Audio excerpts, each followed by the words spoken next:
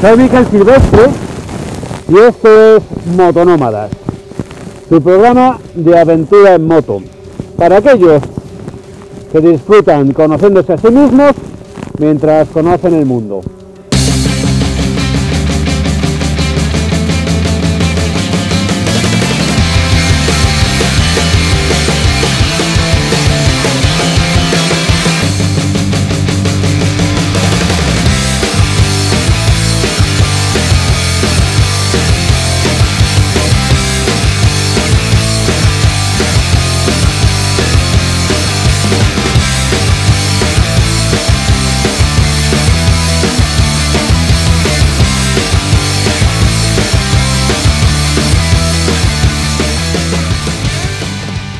En este episodio creo que debemos empezar respondiendo una pregunta esencial. ¿Por qué en moto? ¿Por qué viajar en moto si es un vehículo a veces tan incómodo? Porque la moto es en realidad el vehículo aventurero por excelencia. La moto es un icono de rebeldía y juventud y libertad, y es al mismo tiempo un artefacto de lo más divertido. La moto nos abre al mundo y nos abre a los demás. Sobre una moto no hay barreras entre el paisaje tú eres parte del paisaje y estás muy cerca de la gente, cualquiera te puede acercar, preguntar y tocar. Eso hace que estemos dentro del mundo, conociendo el mundo. Además, la moto ofrece una ventaja sobre la bicicleta, que también tiene estas características, y es que la moto te proporciona mayor autonomía e independencia. Cuando llegas a un sitio, aunque estés cansado y no te gusta, siempre puedes dar un golpe de gas y alejarte. La motocicleta es el caballo del moderno caballero andante. Lo que ocurre es que a veces supone una carga también. No siempre te ofrece libertad, porque la motocicleta se avería, se cae y exige un mantenimiento constante mientras dure el viaje. Y aunque la mayor parte de las veces funcione bien, nunca puedes evitar que no se te averíe, y cuando se avería, se convierte en una auténtica bola de presidiario. Una motocicleta no es algo que puedas abandonar y tirar. Cuando se estropea, tienes que sacarla del atolladero, tienes que cargar con ella, tienes que salvarla. Pero aun cuando funcione bien, cuando se trata de cruzar fronteras, una motocicleta es un incordio, porque no es lo mismo que cruzar una frontera andando con una bicicleta que no tiene papeles. Un vehículo a motor siempre exige un papeleo. Tasas, seguros, impuestos, permisos, fletes. ¿Por qué entonces viajar en moto cuando tiene tantas incomodidades e inconvenientes? Pues porque la moto nos proporciona la mejor experiencia viajera, nos convierte en el dios del viaje. Me lo explicó una vez mi amigo François, un australiano que conocí en Estambul, que también viajaba en una R1200 GS, y él iba desde Sydney hasta Suiza.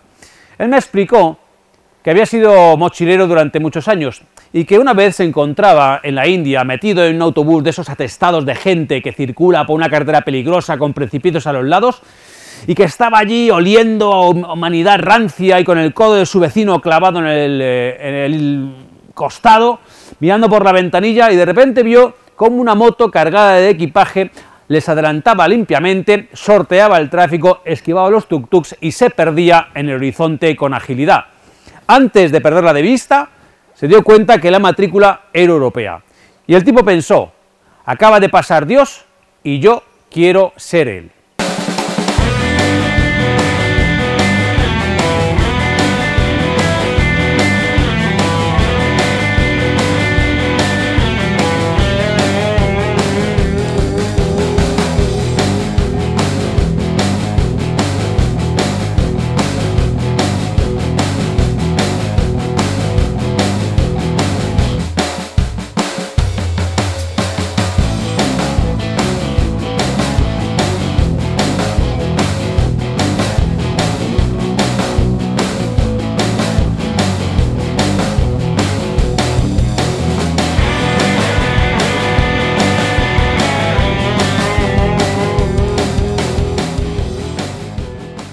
Como siempre digo, para viajar en moto solo hacen falta dos cosas: ganas de viajar y una moto.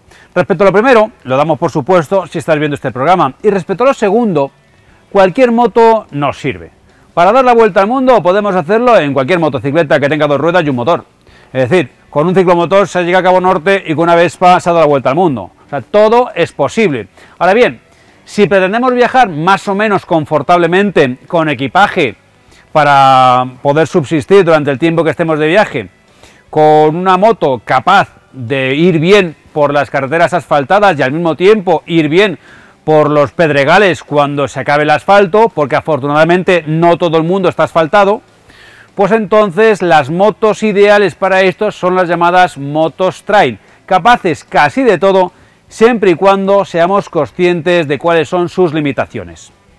Yo uso desde hace años la BMW GS 1200 y en este caso también la BMW Urban GS R 1200, que en definitiva es el mismo motor que la que tenía en el año 2010. Hay tres razones fundamentales para decantarme por este modelo, a pesar de que existen otros más ligeros, y para gusto los colores, pero en mi caso, para mí es más importante la llanta tubeless o sin cámara. Esto es vital para mí, porque poder reparar un pinchazo en ruta al borde de la carretera y en pocos minutos es esencial. Una cubierta con cámara que pincha exige desmontarla, destalonarla, meter la goma en agua, ver por dónde burbujea, reparar con parche y repetir todo el proceso a la inversa. Eso lleva mucho tiempo y no se puede hacer, a veces sí hay quien es capaz de hacerlo al borde de la carretera, yo no sería capaz de hacerlo. Una cubierta sin cámara, sin embargo, se arregla con un gusano de goma y un compresor o una bombona de gas. Una vez que pinches y resuelvas tu problema en minutos, queda compensado el exceso de peso que hayas sufrido hasta entonces por usar una 1200. Ahora bien, existen otras soluciones como son el mousse o otros líquidos antipinchazos como Blue Seal, algo que yo recomiendo vivamente si tu viaje no va a ser muy largo. Porque si el viaje exige que por su duración tengas que cambiar los neumáticos, es bastante probable que allá donde vayas, si es en el culo del mundo, no tengan estas soluciones tan específicas para poder ponerlas de nuevo. Otra razón de usar la GS 1200 es el cardan. Para mí el cardan es esencial porque permite olvidarse de la cadena, de tensarla, engrasarla y de sustituir el kit de transmisión. Un cardan no se ensucia de arena y polvo, su mantenimiento es inexistente y para mí eso supone una gran ventaja. La tercera razón por la que uso BMW es el motor Boxer. Es idéntico en esencia al primer motor fabricado por BMW en los años 20 del pasado siglo. Simple, sencillo y accesible. Lo conocen casi todos los mecánicos del mundo. Y a ello hay que añadir que BMW tiene servicios oficiales en casi todo el planeta. Tal vez no sea de motos, pero sí de coches. Y el sistema de transporte de piezas y repuestos es el mismo. Si te hace falta una pieza muy específica, que sea BMW, no la encontrarás quizás en el lugar donde se haya roto, pero sí llegará gracias al canal de suministros interno de BMW, aunque sea en un concesionario de automóviles. Basta decir a estos efectos que para mi vuelta al mundo me fui con una GS 1200 nuevecita, gozaba de garantía universal y no la perdí porque hice todas las revisiones en servicios oficiales. En todo el planeta hay servicios oficiales de BMW. En mi caso hice en Madrid, Nairobi, Kuala Lumpur, Vancouver y Nueva York.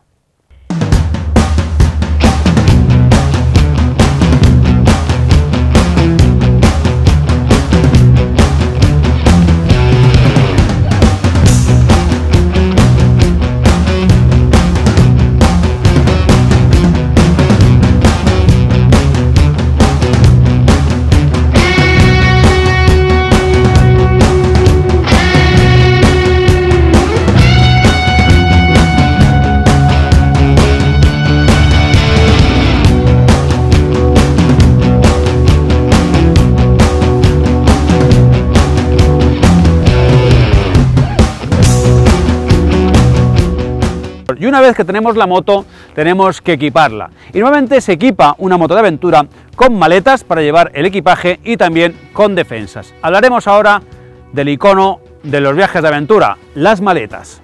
Siempre deberíamos cargar en la moto un macuto impermeable, de esos que se enrollan, para llevar en él lo más necesario, lo que usamos cada día, eso que tenemos que llevarnos cada noche al hotel o a la tienda de campaña. Las maletas de metal parecen haberse convertido en el símbolo del aventurero. Las vemos continuamente llenas de pegatinas. Sus ventajas evidentes son la estanqueidad y la seguridad frente a las textiles, porque se pueden cerrar con llave y mantenerse ancladas al chasis. Eso nos permite dejar el equipaje en la moto cuando caminamos, acampamos o nos alojamos en un hotel. Las desventajas de las maletas de metal son su mayor precio, el peso, porque pesan más, la anchura y la rigidez del sistema. Es decir, como son más anchas, va a ser más difícil culebrar entre coches. Y en caso de caída, como son más rígidas, nos vamos a encontrar que unas textiles se rozarían, pero si son de aluminio, podemos doblar e incluso arrancar el anclaje completo. Además, las maletas de metal tienen otra desventaja en la cual no siempre se repara, y es que como tienen tanta capacidad de carga, se tiene la tendencia psicológica, ¿no?, de llenarlas hasta su límite. Se llenan con cosas innecesarias, simplemente porque tenemos el hueco. La regla básica en viajes en moto es menos es más. Si tenemos espacio, no hay ninguna obligación de ocuparlo todo. Pero hay un argumento imposible de rebatir a favor de las maletas de metal. Nuestra moto, equipada con maletas de aluminio y alguna pegatina, nos hará parecer aventureros, aunque lo usemos para ir de casa al trabajo. Pero, en realidad, ¿eso qué importa?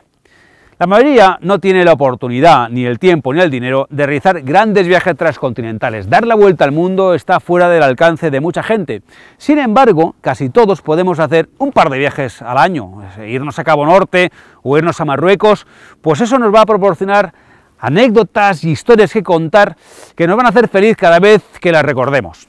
Y eso es suficiente. Y también, para hacer un viaje de esos, sería suficiente con unas alforjas de textiles y una mochila atada con pulpos. Pero si poniéndole unas maletas de metal y poniendo unas pegatinas vamos a ver nuestra moto y nos va a hacer más felices, adelante. Gastémonos el dinero, pongamos las maletas de aluminio. Ahora bien, si decides poner maletas de metal, gástate el dinero. Pon las mejores que puedas poner, porque escatimar en este accesorio puede salirte muy caro. Si vas a poner maletas de aluminio, que sean buenas y que sean sólidas, asegúrate que cuando las pones no se anclan a ninguna pieza móvil como la matrícula. Imagínate que esas maletas que has puesto con un anclaje a la matrícula, cuando las balanceas se mueven un poquito. Imagínate que si se mueven un poquito recién puestas, cuando estés traqueteando por una pista, ¿cómo se van a mover? Es posible que se rompan y que te dejen tirado. Es decir, quedarse tirado con unas maletas que se han caído al suelo porque se han roto los anclajes es la peor cosa que te puede suceder, porque no sabes dónde llevarlas. Así que mi consejo es, si no te hacen falta maletas de aluminio, necesariamente no hace falta que las pongas. No es imprescindible para hacer viajes, pero si las vas a usar, ponte las mejores que puedas pagar, porque si ahorras en unas maletas de aluminio, a lo mejor te acaba saliendo caro.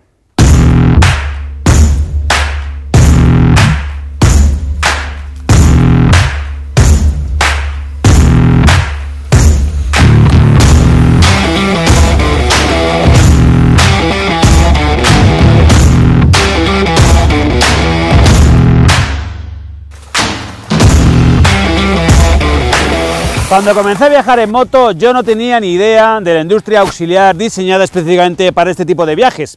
No seguía blogs, ni redes sociales, ni foros de viajes. No tenía ni idea de que existía un mundillo alrededor. Mi primera aventura fue en el 2008 con una BMW R80 del año 92 cruzando África. Y mi equipaje eran unas maletas de plástico, las maletas Krauses originales y un trolley atado con cinchas. Y mi equipo de acampada era el saco de dormir de la mili. Tras 14.000 kilómetros por 10 países africanos a lo largo de 3 largos meses, sufrir un accidente y cruzar varios desiertos, ese sencillo equipaje llegó a destino en perfectas condiciones. No me hizo falta nada más sofisticado. El año siguiente, en 2009, me fui a Asia Central en el recorrido que ha sido el más duro que he hecho hasta ahora. Crucé las estepas sin asfaltar de Kazajistán y Uzbekistán y salí de Madrid vistiendo chaqueta de cuero, pantalones de tela, zapatillas deportivas, llantas de aleación y maletas de plástico. O sea, en principio, el equipo más equivocado para hacer ese tipo de aventuras. En ocasiones, ante la dureza del terreno, pensé que destruiría la moto, que la BMW R1200 GS se iba a desintegrar, pero no sucedió así, y todo el equipamiento regresó de una pieza y la moto que usé entonces es la que uso todavía hoy, es la gorda. Cuando me preguntan por las maletas ideales para dar la vuelta al mundo, contesto lo mismo que cuando me preguntan si deberían cambiar la moto para hacer un gran viaje. Mi respuesta es, si todavía no tienes maletas, compra las mejores que puedas pagar, pero si lo que tienes ahora mismo te funciona, consérvalo y guarda el dinero para viajar. HITAIR, chaleco airbag para motoristas made in Japan. Un dispositivo de la más alta calidad que salva vidas y protege de las lesiones medulares. HITAIR, Patrocina las tertulias con Miquel Silvestre.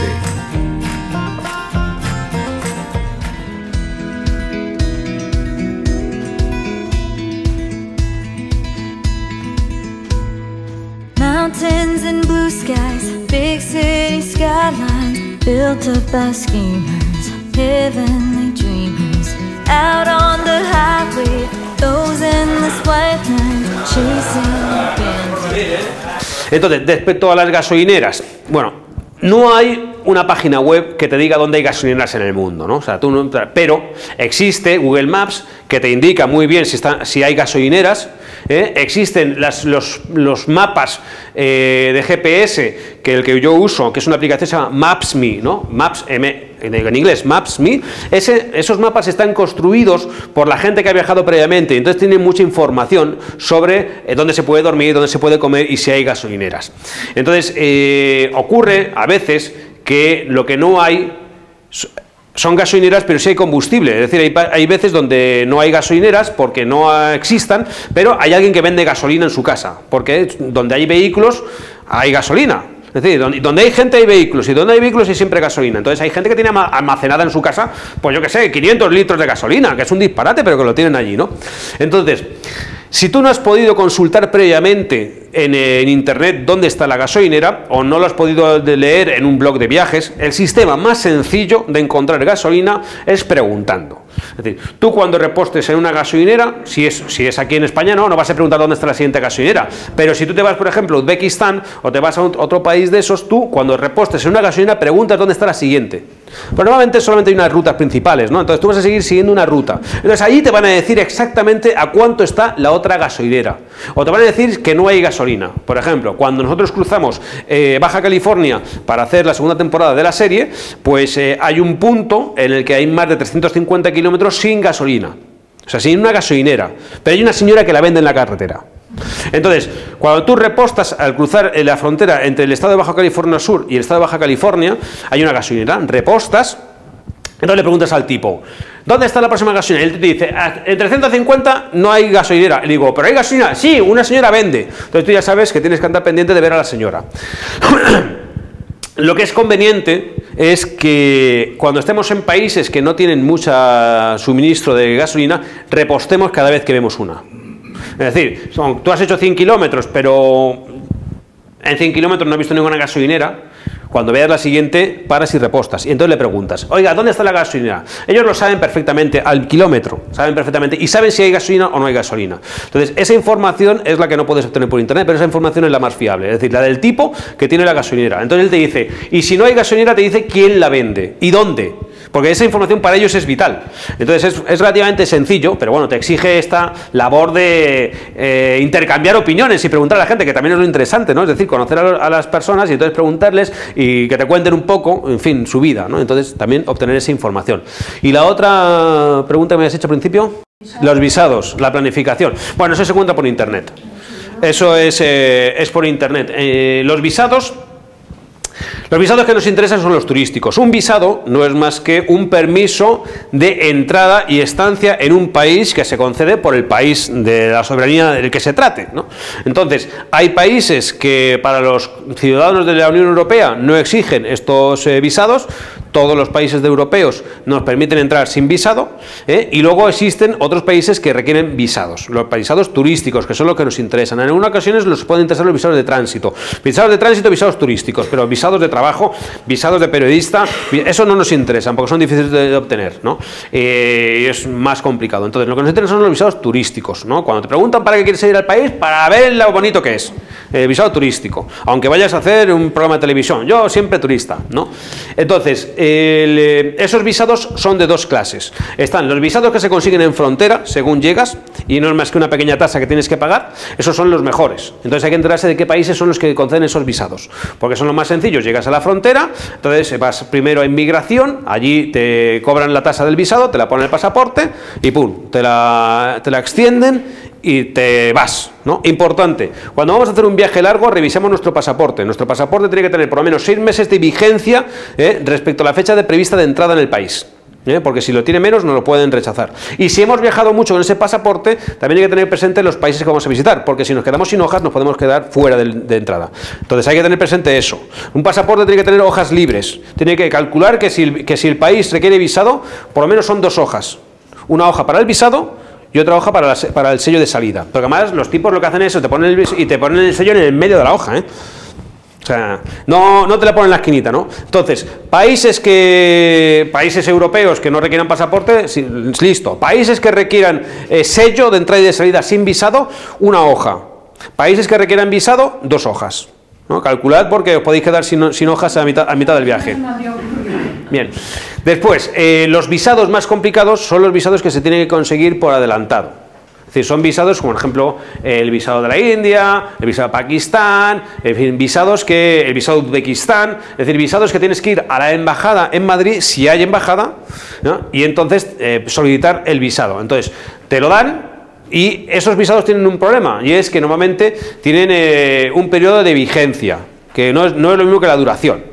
Es decir, la duración es el periodo de tiempo que te permite estar en el país, que normalmente son de 30 días a 90 días, ¿no? Dependiendo de los países. La vigencia es el tiempo de caducidad de ese visado, el tiempo que lo puedes tener sin usarlo, ¿no? Que eso ya puede ser que dure 3 meses, puede ser que dure 1 año, tienes que enterarte muy bien, porque ocurre que, por ejemplo, hay visados como el de Mauritania, que es el visado que tenemos que pedir para ir a Dakar, que desde que entras en el país hasta que sales, solamente te permite 1 mes. O sea, tienes que hacer el viaje y volver en 1 mes, porque luego hay que tener presente que los visados pueden ser de una sola entrada, o de doble entrada, o de múltiple entrada, ¿no? Entonces, los visados, siempre intentar conseguirlos de doble entrada, como mínimo, aunque solamente pensemos entrar una vez, nunca sabemos lo que va a pasar, y si tienen de múltiple, prefiero pagar un visado de múltiple entrada a tenerlo solo de 2 entradas. Cuanto más entradas en el país, mejor.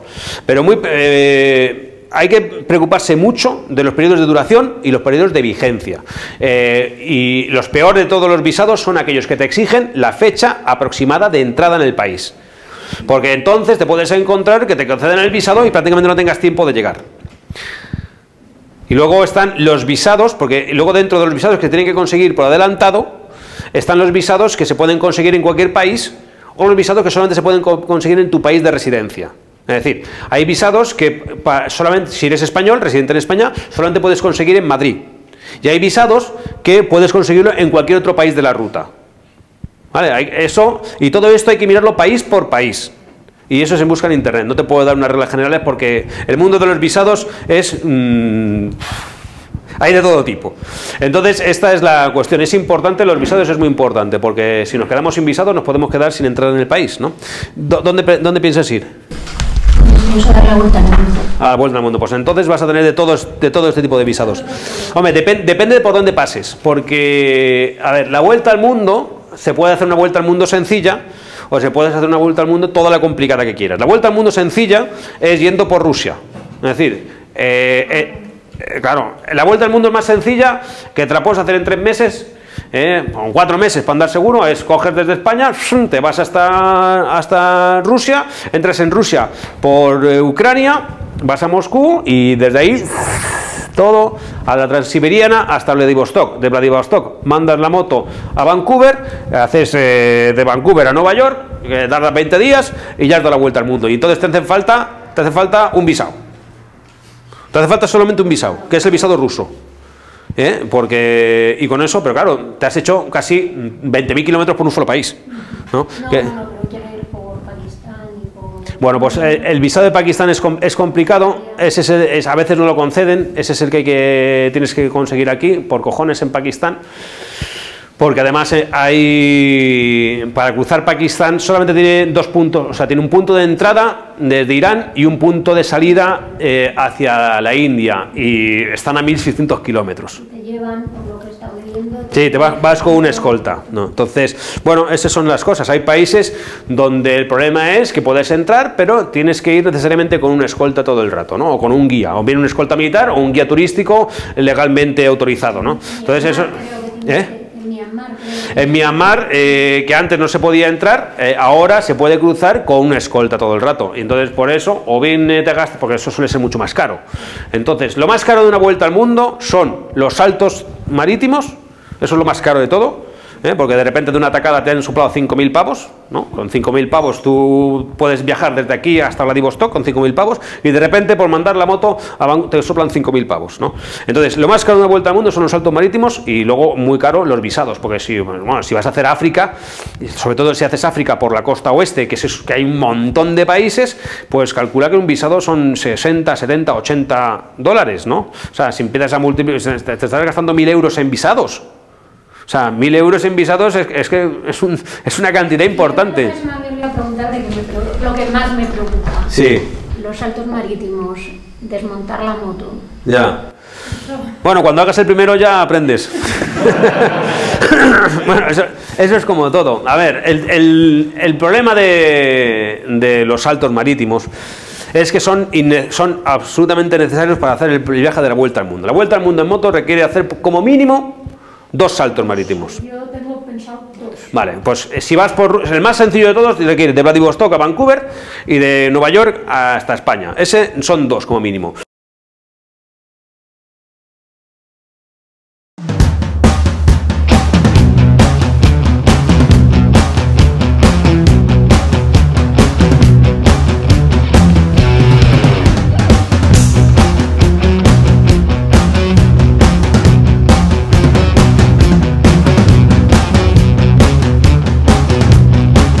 Cuando hablamos de transformar una moto, lo primero que tenemos que pensar no es en lo que está arriba, sino en lo que está abajo, lo que toca el suelo. Porque lo que toca el suelo es lo que nos salva la vida o nos mata.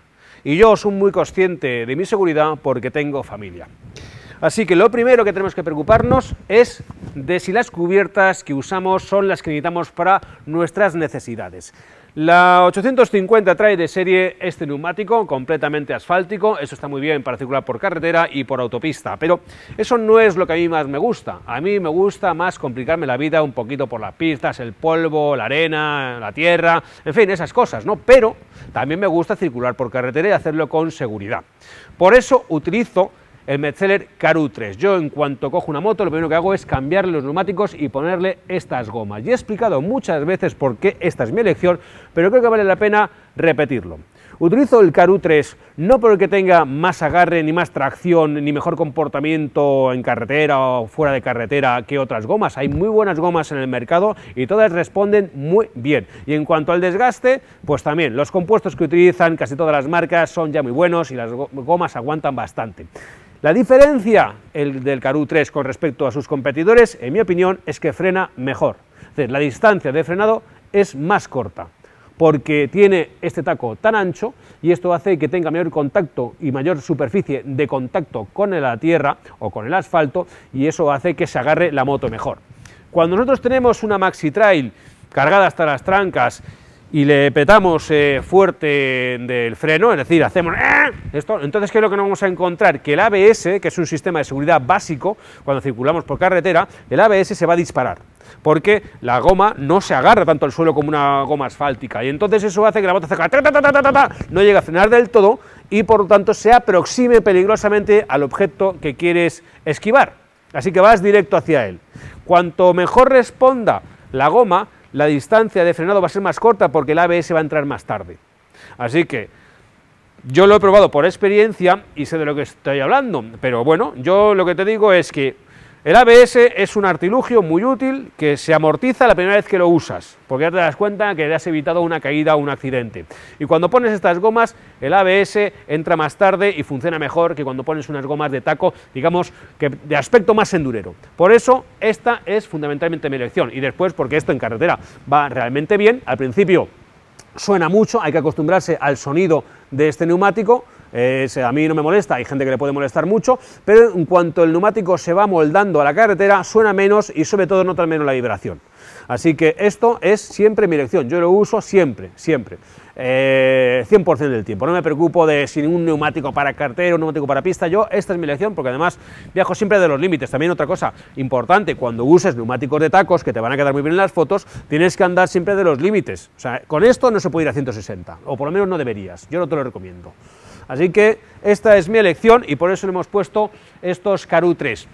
Y siguiendo con la transformación de la moto, vemos que aquí la 850 no tiene ese guardabarros que sí tiene la 1200, que ya explicamos en otra ocasión, que ese guardabarros no protege nada de la moto, protege a los que van por detrás. Y yo siempre se lo quito, porque a mí no me sirve para nada. Entonces, aquí lo vemos, este es el guardabarros que lleva la 1200, ¿no? Lo tenéis aquí. Este guardabarros, digamos que evita la proyección de agua y piedras hacia atrás, y cuando lo comenté en el vídeo me dijeron algunas cosas muy curiosas, ¿no? Y creo que vale la pena comentarlas. Alguien me dijo, tú le quitas lo que sirve para proteger a los demás, eres un egoísta. Bueno, esto en realidad no protege para nada a los que van por detrás, porque si os fijáis, ninguna otra moto lo lleva. Es decir, la 850 no lo lleva, y por lo tanto no es una pieza que deba llevarse legalmente ni obligatoriamente. Es una cosa que he puesto aquí BMW, no sé muy bien por la razón, ¿no? Pero lo han puesto, así que quitarlo no perjudica en nada al resto de los conductores, porque ninguna otra moto lo lleva. Pero otra de las cosas más surrealistas que me han comentado es que esto lo que servía no era como guardabarros, sino para evitar que la matrícula se rompiese en el caso de que la moto hiciera tope. No he oído, bueno, no lo he leído, porque eso fue un comentario, no he leído una soplapollez más grande en toda mi vida. O sea, esto para empezar es imposible que haga tope hasta que toque allí, a no ser que ya te cargues la moto, pero es que esto no te va a proteger la matrícula, porque, en fin, no sé, es que no sé a veces la gente de dónde saca las ideas. Yo no es que sea un maestro, pero vamos, desde luego lo que sí te puedo garantizar es que esto nos sirve para evitar que se rompa la matrícula, porque de hecho la 850, que es una moto más campera, no tiene eso. Así que no te preocupes por el guardabarros trasero de la BMW, se lo puedes quitar con total libertad, que la moto va a quedar mejor y va a funcionar mejor, y sobre todo no vas a tener ahí algo que se va a llenar de piedras o de barro o de tierra y que no va a hacer más que perjudicarte. Bueno, pues ya teniendo esta moto con sus neumáticos de tacos, creo que se puede empezar a pensar en ponerle el resto de los archiperres, pero mi consejo es que antes de preocuparte de equipar la moto por arriba, te preocupes de lo que lleva la moto por debajo, que es lo que pisa el suelo y que es lo que te salva la vida o te la quita.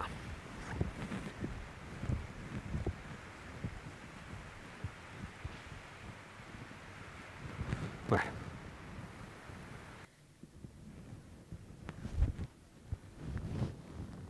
Y siguiendo con el tema de los guardabarros, me encuentro con esta pequeña pieza de plástico.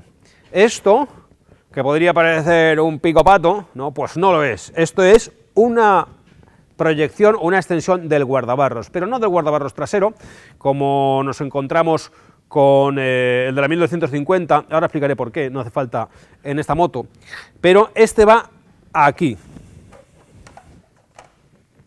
Cuando nosotros ponemos este guardabarros aquí, lo que estamos haciendo es aumentando la superficie protectora e impidiendo que toda la mierda que pudiera saltar, ¿no? Tierra, piedras, agua, se proyectara contra esta parte del motor, la salida de los colectores y el radiador. Con lo cual, esto nos quedaría más protegido. Así que es una pequeña pieza que puede ser muy útil para proteger partes vitales de nuestro motor.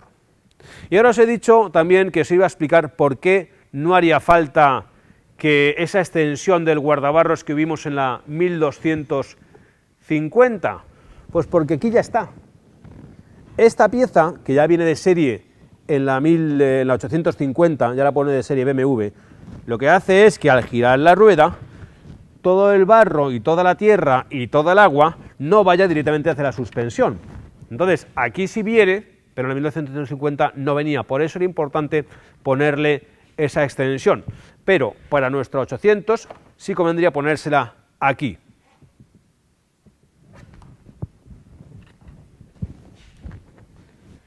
Pues ya estamos de nuevo en el rincón que podemos llamar de conversaciones con Luis Oromí, que es este señor que está aquí, gran viajero, gran amigo, gran experto, y lo estamos utilizando para preguntarle aquellas cuestiones mecánicas, ¿no?, para resolver aquellos problemillas que nos pueden ir surgiendo en la carretera y que muchas veces no sabríamos cómo resolver y que se resuelven con cosas tan sencillas como bridas, cinta americana e ingenio. Hola Luis. Hola Miguel. Esto, ¿no?, yo lo llevo siempre, Eso es imprescindible. No se puede salir sin eso. Puedes salir sin intermitentes, sin claxon, sin luces, ya espabilarás. Sin eso no. Sin esto no. Sin la cinta americana. Muy bien. Y estas bridas. Las bridas de fibra. Con eso se puede hacer, yo creo que un artista haría estas esculturas con eso. ¿Verdad? Bien. ¿Vamos a cambiarle el nombre? ¿Qué? Cinta china. Sí. La cinta china.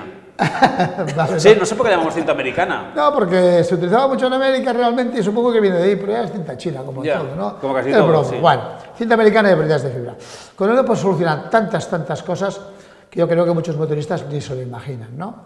Bien, una brida evidentemente para soportar, pero tú puedes hacer un empalme con muchas bridas, ¿vale? Y puedes atar hasta un equipaje. Si tienes cantidad de ellas, vas empalmando una con otra y atas un equipaje a la moto, ¿vale? Que lo has perdido la cincha, la cinta esa elástica, el pulpo y tal, puede servir para eso. Muchas veces, en otras ocasiones, con una brida, pasándola y poniendo un tope aquí, ¿vale?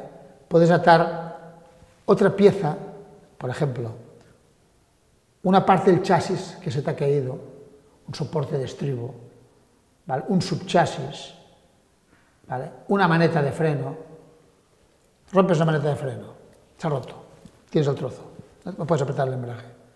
Buscas un tronquito, una ramita dura, la pones y con bridas haces otra vez una maneta. Lo he hecho, no te explico nada que no he hecho, ¿eh? Ya, Lo he hecho. ¿Bien? ¿Se te viene aquí a la memoria el momento más surrealista que hayas resuelto con unas bridas o la de mayor necesidad que hayas tenido?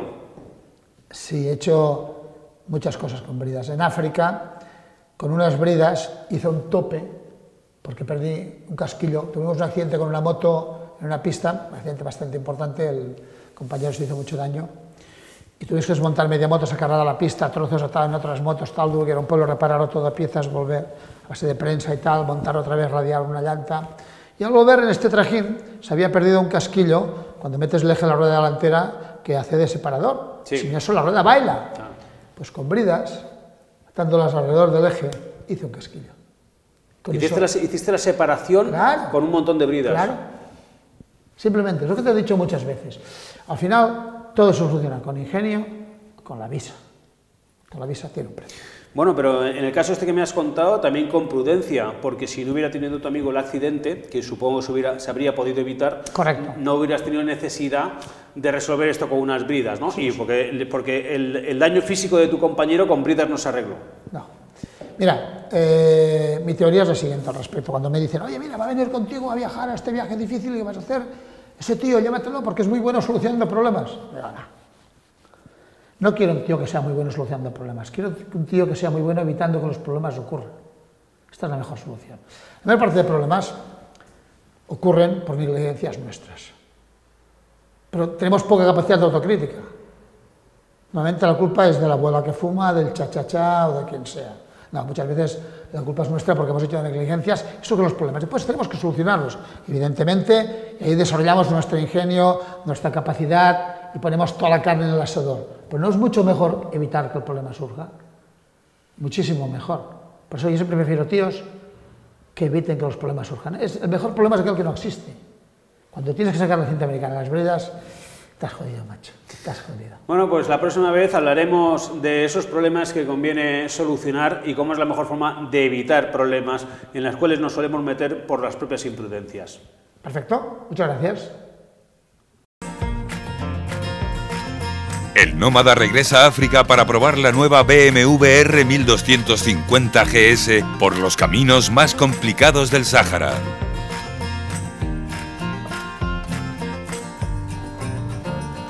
¿Podrá con todo lo que se le ponga por delante?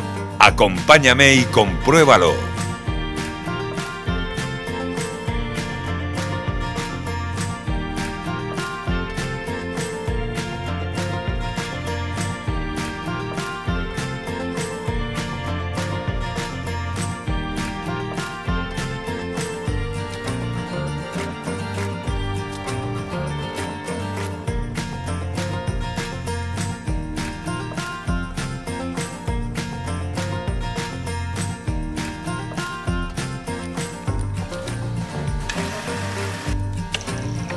habéis visto, ya hemos puesto la defensa de nuestra moto y ahora lo que se trata es de ponerle una pieza en la cual a veces no reparamos, pero que también es importante cuando hacemos off-road o salimos fuera de la carretera, y es un guardabarros. ¿Por qué? Porque el barro está presente en la naturaleza, es decir, cuando se mezcla la tierra con el agua se forma barro, y eso, aparte de complicarnos mucho en la conducción, también ensucia muchísimo. Y hay barros que molan, los barros que se ponen, digamos, en el depósito de la moto, en la parte frontal, en los que nos cubren a nosotros, que indican, jo, este tío viene de correrse un Dakar por lo menos. Y luego hay barros que lo que son es muy perjudiciales, porque se meten en sitios donde no tienen que meterse. Es decir, por ejemplo, en la suspensión trasera. Es decir, no nos gustaría tener nuestra suspensión trasera, especialmente una suspensión electrónica, esa que vale una pasta, llena de barro, que luego se queda seco y que hace que el amortiguador no funcione correctamente y que incluso podría llegar a dañarlo. Y por eso tenemos que protegerlo del barro. Y para eso Wunderlich fabrica esta pieza. Y creo que es interesante que hagamos una pequeña comparativa con el guardabarros que trae la moto de serie. Si nosotros nos fijamos, una GS 1200 y también la 1250 trae este guardabarros de serie que lo que hace es proteger del barro y del agua a los que van detrás, no a nosotros, ni a nuestra moto. Esto evita que el barro salga proyectado hacia atrás, a los coches que vienen detrás o si vamos en grupo en moto. Bien, esto está muy bien para circular por carretera y está muy bien para circular por ciudad, en fin, es una cosa como muy urbanita, ¿no? Sin embargo, esto no sirve para nada en conducción fuera de carretera. Yo recuerdo una de las veces que me fui de viaje con mi primera GS 1200 con la gorda, llevaba esto y estaba en Kazajstán. Y yo no hacía más que pensar, porque me habían dicho que se iba a romper el rodamiento trasero de mi moto en cuanto me pusiera a circular por pistas, ¿no? Y siempre andaba con la cabeza diciendo, el rodamiento trasero se me va a fastidiar, nunca se me ha roto el rodamiento trasero, ¿no? Pero lo que es cierto es que yo estaba pensando, y un día, haciendo un poco ahí de conducción a lo bestia, hoy catacrao, y dije, el rodamiento trasero me lo acabo de cargar, me bajé de la moto y era eso que se me había quedado enganchado en la rueda porque se había partido. Como veis, a esta moto se le ha quitado. Esa pieza yo no la quiero para nada para conducir ni en ciudad, ni en carretera, ni mucho menos en campo, porque eso lo único que hace es que el barro se quede ya pelotonado o que las piedras se puedan quedar ahí y por tanto no sirve para nada. Pero esto sí sirve, ¿por qué? Porque ¿dónde va este guardabarros? Este guardabarros va aquí puesto, es decir, esta es su posición. Lo que hace este guardabarros, que se pone aquí dentro, es proteger el barro, o sea, evitar que el barro vaya proyectado hacia esa parte de la moto y fundamentalmente nuestras piernas y la carísima suspensión electrónica esa. Así que esta piececita, que parece una chorrada, pues tiene una utilidad. No se ve, pero protege, a diferencia de eso que se ve y no protege, por lo menos no nos protege a nosotros. Así que mi consejo es, quita ese guardabarros y pon este otro.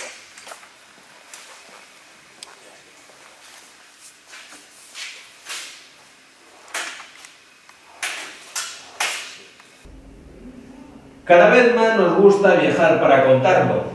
Es decir, viajar, salir de aventura, pero fotografiarlo, filmarlo e incluso editar vídeos según vamos viajando y avanzando, especialmente cuando nuestra aventura dura más de una semana. Si nos vamos a dar la vuelta al mundo, lo que vamos a hacer es editar vídeos según vamos avanzando y superando países.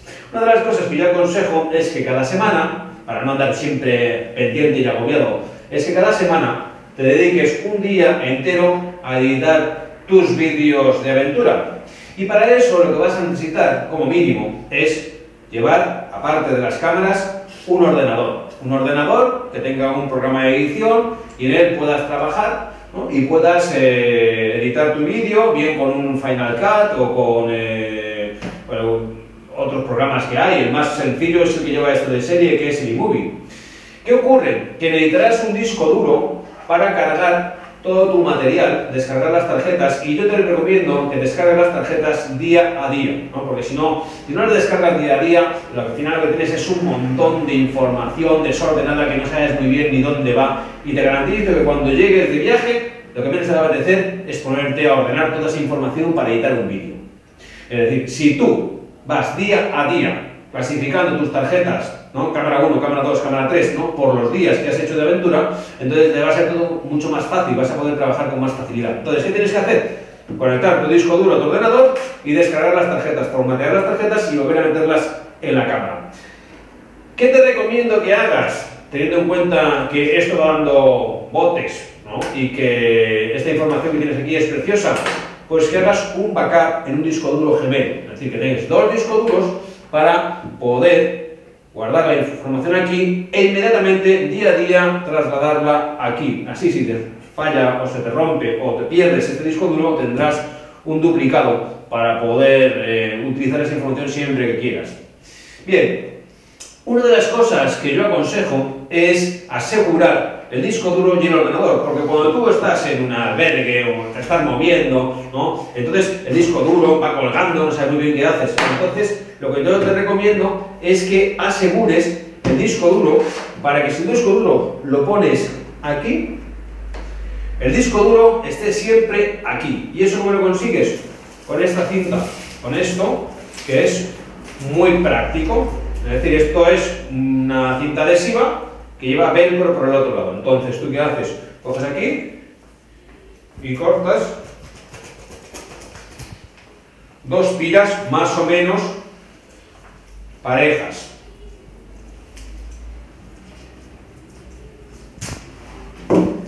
Y entonces lo que haces es pones una cinta aquí y otra cinta sobre el ordenador. ¿Sí? ¿Y ahora qué hacemos? Ahora despegamos esta.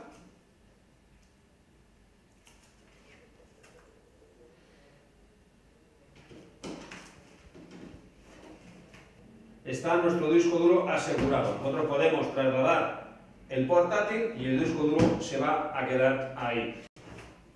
Y ya tenemos nuestros discos duros. Atlantis Moto, antirrobo que funciona con tecnología GPS y GSM. El dispositivo y la aplicación de móvil localizan tu motocicleta, te proporcionan sus coordenadas y permiten trazar un track de tu recorrido.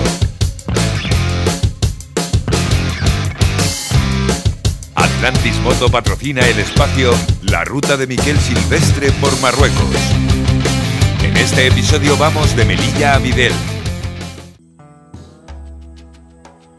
El ferry ha llegado al puerto de Melilla. Pues ya hemos llegado al puerto de Melilla. La verdad es que compensa porque se llega a tiempo, a la hora, entras en el puerto sin demora. No es como cuando vas a Tangermet que todo puede pasar.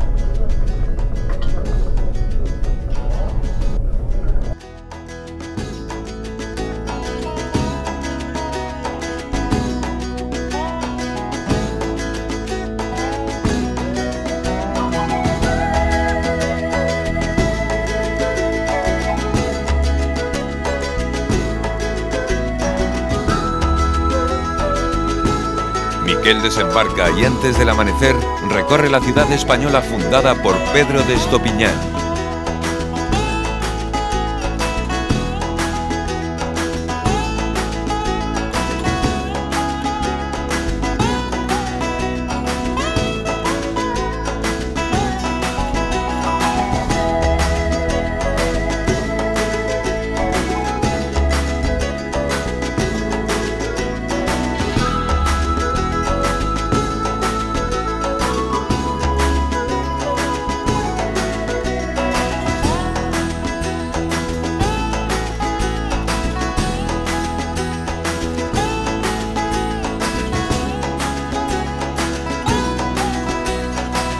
Hay que cruzar la frontera lo antes posible para evitar los atascos, el caos y las aglomeraciones.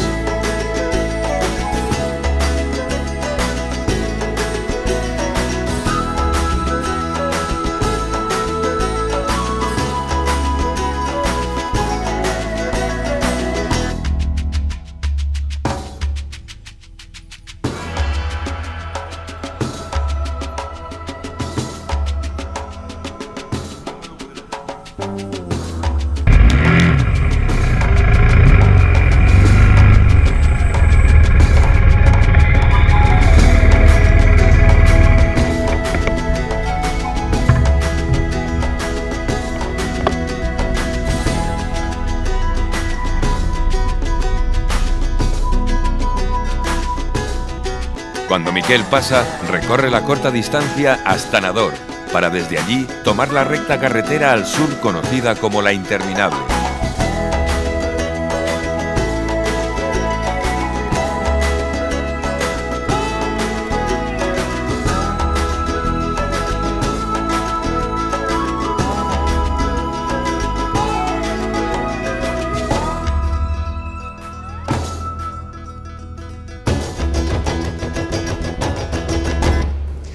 Es un paraje desolado, habitado por las cabras y las ovejas y con un tráfico, la verdad, bastante escaso, y eso es agradable, porque recorrer este territorio es como penetrar hacia el corazón de África. La sensación es la de estar perdiéndose cada vez más en el interior del continente. La Interminable.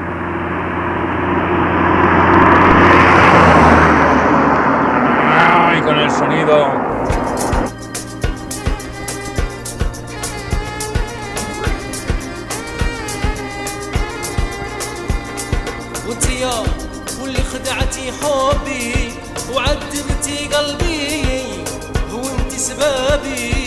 El viaje se hace largo, pues son muchos los kilómetros que hay hasta Midel.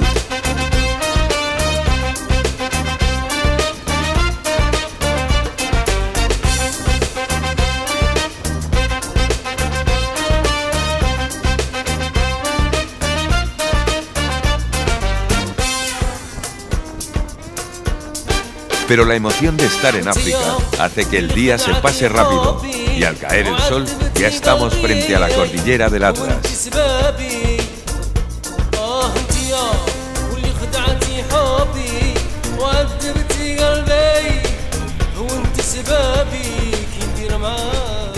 En Midel ya estuvimos cuando hice la temporada de Diario Un Nómada Destino Dakar, y si son ahora mismo las 6 de la tarde, hora española, quiere decir que ayer a las 6 de la tarde estaba divisando Sierra Nevada, ¿no?, entre Granada y Almería. Así que justo 24 horas después, 1000 kilómetros más tarde, he conseguido llegar a las estribaciones del Atlas, de Sierra Nevada al Atlas en 24 horas.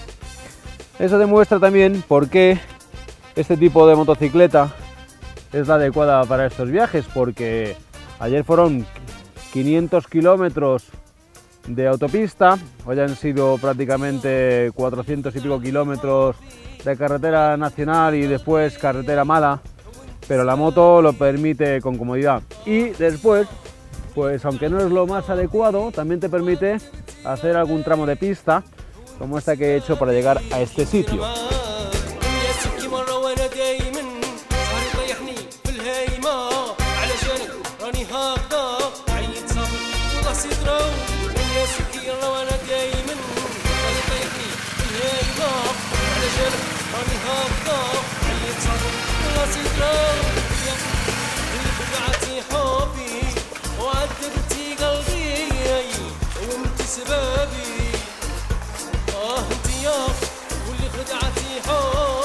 Una moto española de allí. A ver, un compatriota en el hotel. Eso es buena señal. Eso quiere decir que se come bien.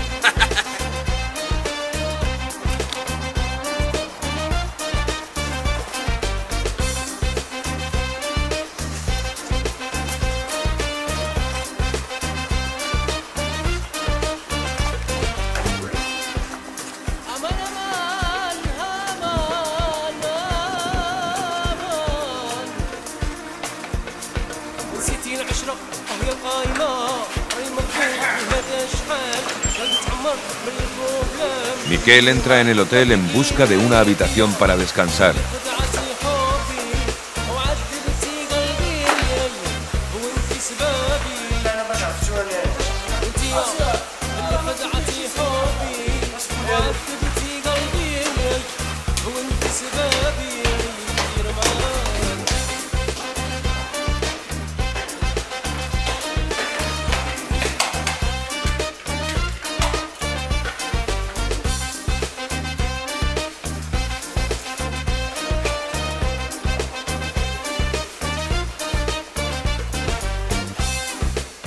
y sobre todo de una buena cena que restituya todas las energías consumidas en el largo viaje.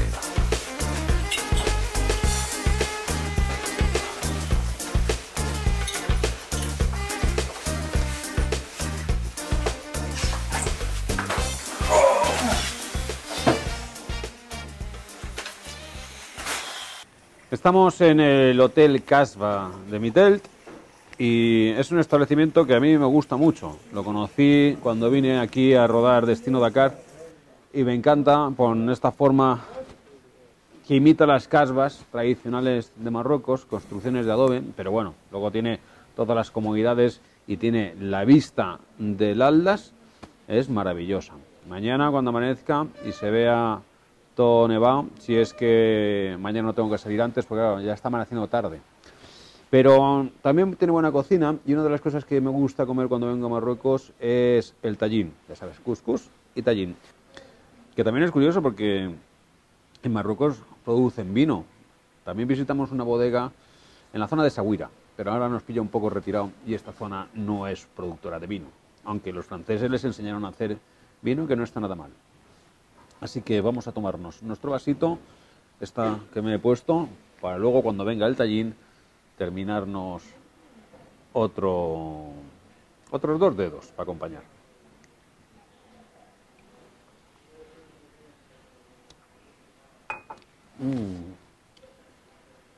Esto es vida.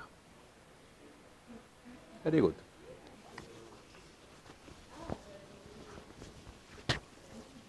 Muy buena. Que mañana todavía hay que hacer muchos viajes, muchos kilómetros y tendrá sus atractivos el camino, ¿eh? Ya lo veréis. Bueno, voy a disfrutar de mi tajín. Buenas noches y hasta mañana.